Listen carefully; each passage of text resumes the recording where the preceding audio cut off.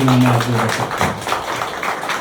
म वास्तवमै आज अत्यन्त भावुक पनि भयो। सर्वप्रथम मलाई यो संस्थाले आज यो एसिया पेसिफिकको 12औं महाधिवेशनबाट जुन एनआरएनको एसिया पेसिफिकको 12औं महाधिवेशनबाट निर्वाचित भएर मलाई जुन एसिया पेसिफिक संयोजकमा जुन संस्थाले आज सम्मान गरेको छ, यसमा म विगत समाज जापानदेखि हृदयदेखि नमन व्यक्त गर्न चाहन्छु। म सधैँ ऋणी छु र यो संस्था वास्तवमा यो संस्थाले नै मलाई यहाँसम्म ल्याएको हो।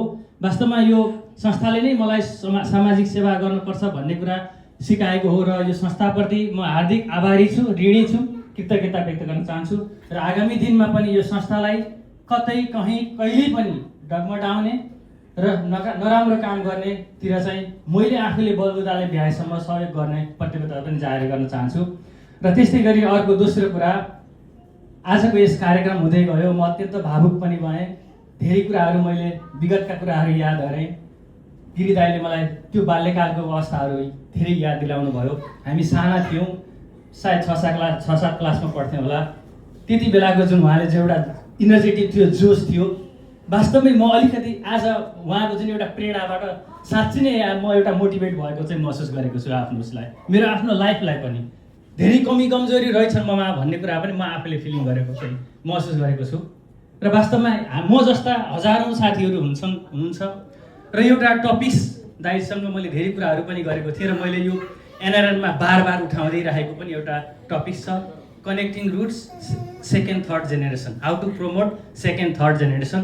र मैले वर्ल्ड वाइडमा एउटा चाहिँ कसरी हामीले चाहिँ सेकेन्ड थर्ड जेनेरेसनलाई जबसम्म नेपाल र नेपालीत्व हाम्रो पुर्खासँग कनेक्टिङ गर्न सकिन्न, वी आर नट नेप्लिस भनेर, हाम्रो चाहिँ सभ्यता र संस्कृति नै भत्किन्छ भनेर मैले 2019 जब म युथ कोअर्डिनेटर भएँ त्यहाँदेखि मेरो आदरणीय डिपी दाइ हुनुहुन्छ, मलाई हात समातेर मलाई याद छ सोल्टी होटलमा हायत होटलमा लगेर मलाई चाहिँ त बन्नुपर्छ भनेर जानुभएको थियो। दाइलाई पनि हार्दिक सम्मान व्यक्त गर्न चाहिँ यो प्रेरणा चाहिँ दाइबाट नै मैले सिकेको हो। त्यो बेलामा चाहिँ दाइले मलाई हात समातेर हायत होटलमा लगेर तँ यो एसियाको युवा संयोजक बन भनेर दाइ मैले भन्नुभएको थियो।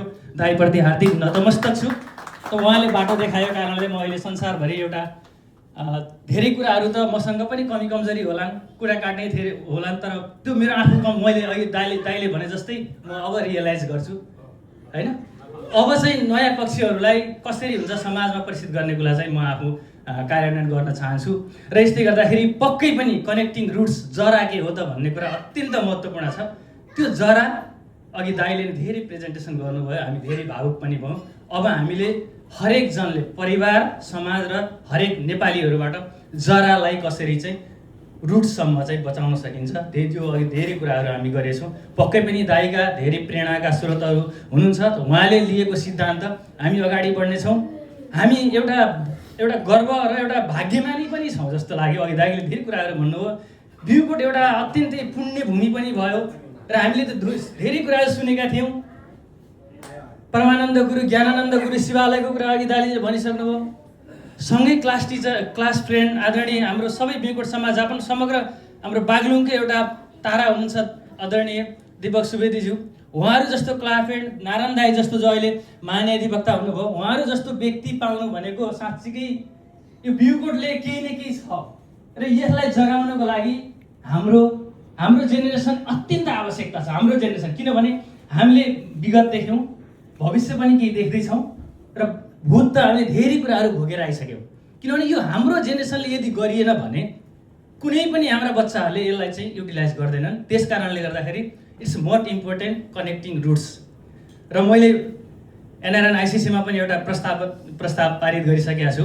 म उहाँसँग लडिरहेको छु। अहिले चाहिँ त्यो प्रस्तावहरू पारित भइसकेको छ। सायद हामीले चाहिँ अब नेपालमा अन्तर्राष्ट्रिय सम्मेलन गर्दैछौँ यो कनेक्टिङ रुट्स सम्बन्धी।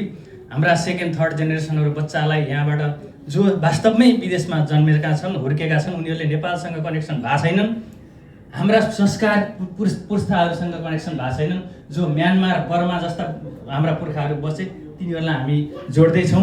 यसको लागि पनि दाइले आजैदेखि पक्कै पनि त्यो कार्यक्रममा सहयोग गर्नुहुनेछ र पक्कै हाम्रो बिउकोटको एउटा पहिचान पनि हुनुहुन्छ। र हामीलाई यदि सायद धेरैलाई थाहा पनि थिएन होला, गिरिबहादुर दाई हाम्रो अमरमाधव विद्यालयमा पढ्नु भएको, उहाँ प्रोफेसर हुनुहुन्छ, उहाँ आध्यात्मिक चिन्तन हुन्छ, तर यो लेभलको चाहिँ हुनुहुन्न भन्ने कुरा सायद हाम्रा धेरै बिमकोटवासी साथीहरूलाई अहिलेको जेनेरेसन थाहा पनि थिएन, मलाई धेरै कुराहरू थाहा थिएन।